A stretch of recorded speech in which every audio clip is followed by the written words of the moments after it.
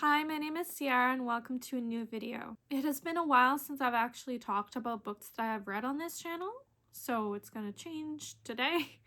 Therefore, this is part one of a maybe two-part series of the books I've read in 2023 and 2024. I'm not going to be sharing any super in-depth reviews for the books and series that I talk about, because that would take a really long time. So I'm just going to talk very briefly about the premise of each book series and whether or not I recommend the book or series. First up is the books I've read in 2023, and it's crazy that 2023 was 2 years ago, and I was a very different place, very different person than I am today. The first book I read in 2023 was History Is All You Left Me by Adam Silvera. It is a YA contemporary exploration of grief and experiencing mental illness, specifically obsessive compulsive disorder.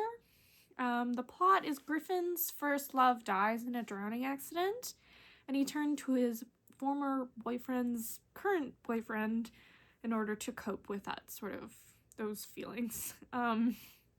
This book made me cry, and it was a great book to start off a tumultuous year. It was very sad, and the characters felt so real. I highly, highly recommend.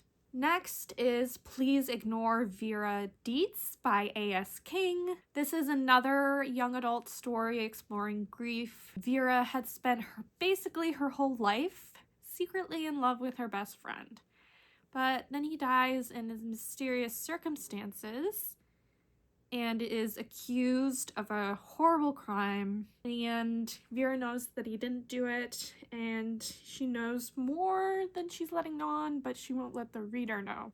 This I read as an audiobook and is my first A.S. King.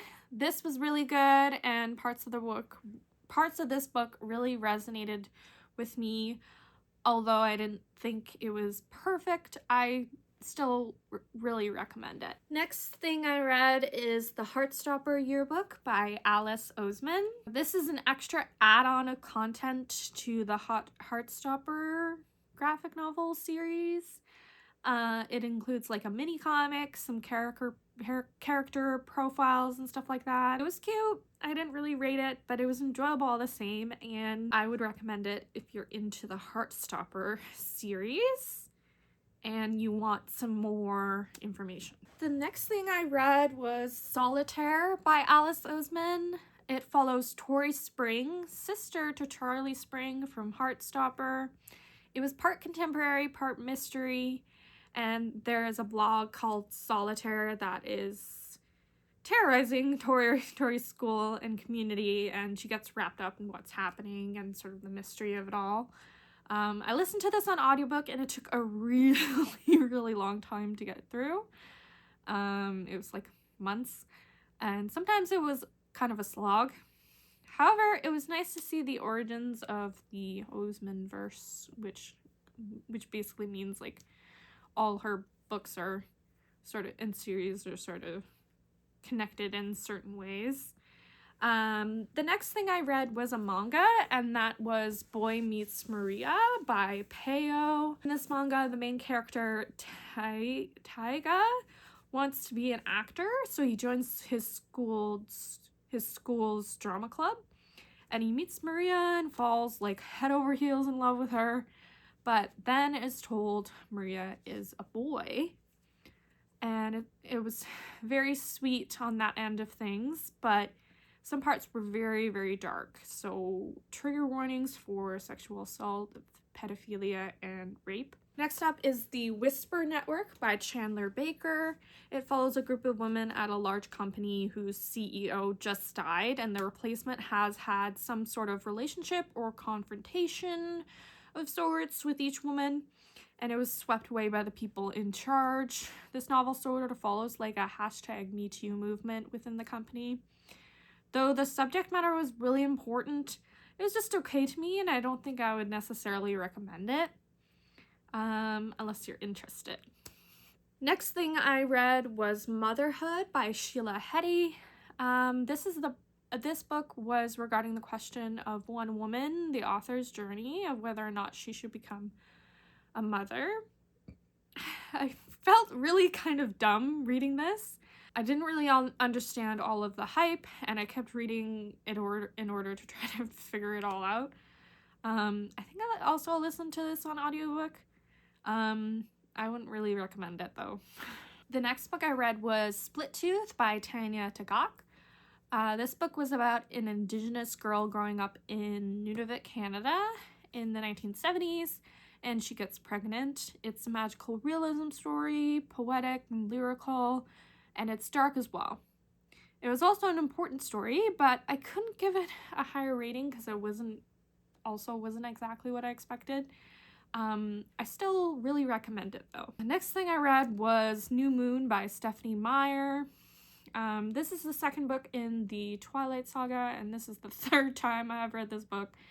Yeah, I'm not gonna spend too much time on this, but it's alright. Next up is Tender is the Flesh by Agustina Bazterrica. This is a novel set in a world in which there is a disease where it has made all animal meat poisonous to humans, and the government ends up making human meat legal to eat. So the novel mainly follows Marcos, who works in a human meat processing plant and is given the gift of a prime human specimen. This was really interesting and draws comparisons to other dystopian contemporary novels in terms of quality. Honestly recommend and still think about this novel to this day. The next thing I read was City of Bones by Cassandra Clare. I read this book tons of times since I was 13, and it still just slaps. I just love the characters and the banter and everything. I recommend. Next up is The City of Ashes by Cassandra Clare. This was better than the first book, City of Bones. It's probably one of my favorites of the series so far. Recommend. Next up, I read Peter Darling by Austin Chant. It is set after the events of Peter Pan, but it's told as if Peter Pan was trans. Is trans. I honestly don't remember a whole lot about this one, but I remember it being really good. I would read this one again, and I also recommend it too. Next up is City of Glass by Cassandra Clare. This is the third book in the Mortal Instruments series. Still an enjoyable series. Would recommend this one as well. Next thing I read was The Southern Book Club's Guide to Slaying Vampires by Grady Hendrix, set in the 90s. This is a feminist horror novel about a book club going toe-to-toe with a vampire. I enjoyed reading this. It was gritty, filled with fun family dynamics, and it was really fun. I recommend it if you're interested. Next up is The Long Walk by Stephen King. It is a novel in which 100 boys volunteer or are selected, I can't really remember which, to win whatever they want for the rest of their lives. The only catch is they have to walk for as long as they can without slowing down or stopping, from 4 miles an hour. If they stop or slow down, they die. It was so good. You feel connected to each character, and there's also this sort of sense of dread because you only know one character will survive. The next thing I read was The School for Good Mothers by Jessamine Chant. This is set in a dystopian world where any poor judgment based on the mother's care of their children gets monitored, and the mother gets sent to a Big Brother style institution in order to learn how to be a good mother. The main character ends up having a bad day and is sent to one of these good mother school institution things, and is faced with the possibility of losing custody of her only daughter. It reminded me a lot of The Handmaid's Tale, but with more like drama, world building, less introspection on the main character's part. Really interesting, and I still think about the ending from time to time. I recommend this book. Next thing I read is The Red Scrolls of Magic by Cassandra Clare and Wesley Chen. It is part of a spin-off series of the Mortal Instruments. It's It's really fun and magical. I would recommend it also. Next thing I read was Page Boy by Elliot Page. This is a memoir of Elliot Page's life, transition, and career so far. Really emotional. He's gone through a lot in his life, career, and transition. Truly a great memoir. I recommend it. Next up is the Book of Non-Binary Joy by Ben Pesci. It's a really good guide to embracing your non-binary identity, and it's really positive and inspiring. I recommend for those interested. Next thing I read was a manga, and it was called Drip Drip by Paru Itagaki, I believe. This is a dark comedy about a woman whose nose bleeds when she comes in contact with something of which she perceives as dirty. It was weird, but also kind of sweet. I can't say I recommend it though. Next thing I read is Fluorescent Mud by Ellie Howie, which is a graphic novel hand-painted in watercolor and gouache. It was beautiful and poetic, and I recommend it if you're interested in that. Next thing I read was Coyote Dog Girl by Lisa Hannawalt.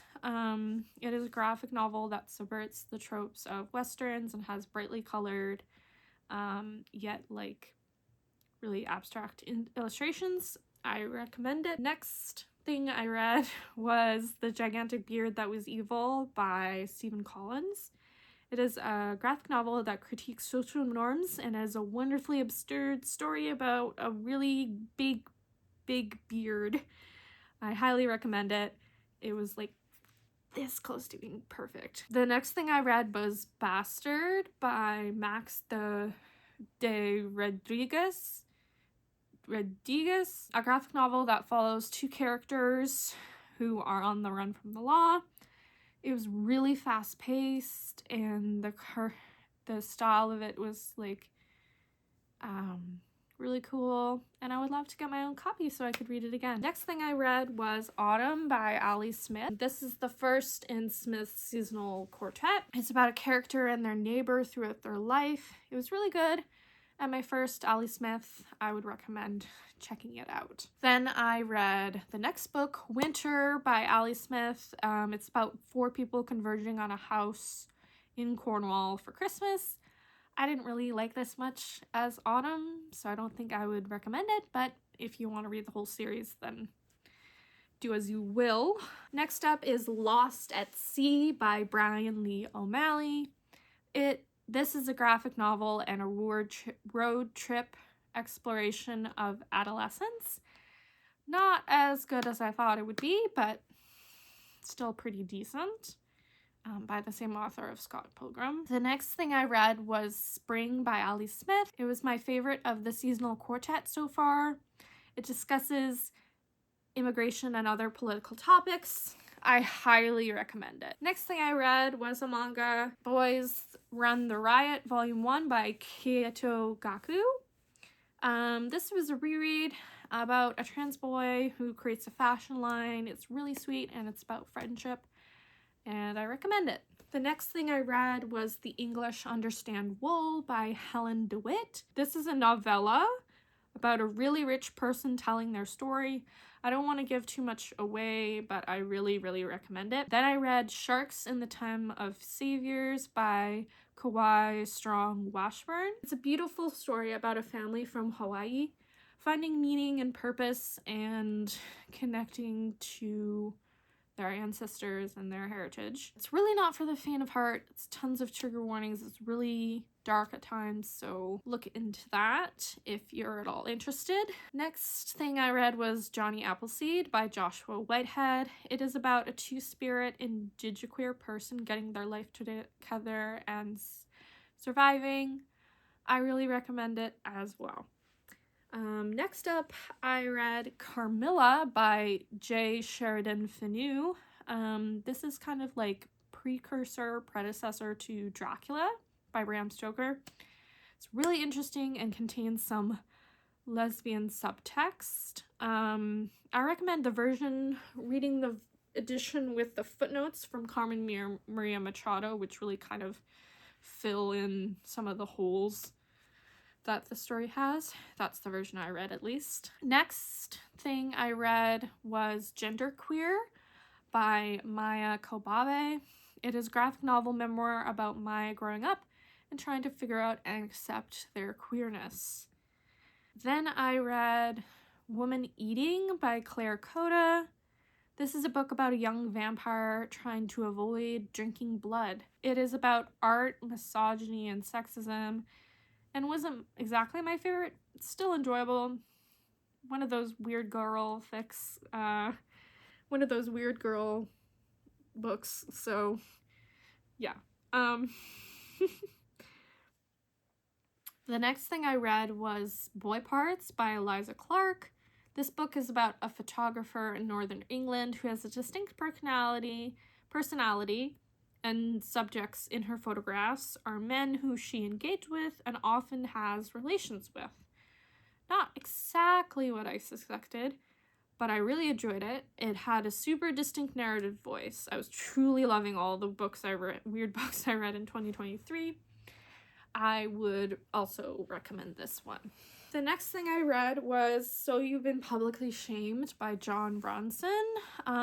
It contains stories of people who'd been publicly shamed in real life and online.